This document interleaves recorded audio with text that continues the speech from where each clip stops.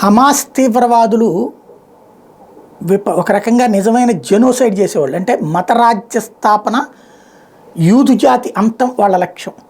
వాళ్ళు చేసిన దాడి, మహిళల మీద చేసిన అత్యాచారాలు, అరాచకం ఇజ్రాయెల్లో ఉన్నటువంటి ప్రతి ఒక్క మహిళని కదిలిస్తోంది.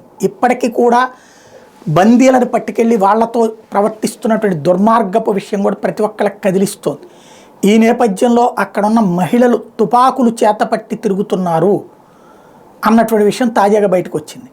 ఇజ్రాయెల్కి సంబంధించినటువంటి రైటిస్ట్ ఐడియాలజికల్ ఛానల్, ఒక న్యూస్ ఛానల్లో న్యూస్ ప్రజెంట్ చేస్తున్నటువంటి యాంకరు తన అమ్మాయే తన దగ్గరన వెనకాల, అంటే ప్యాంట్ లాంటి డ్రెస్సులో వెనకాల తుపాకీ పెట్టుకుని కూర్చుని బులెటిన్ చదివింది.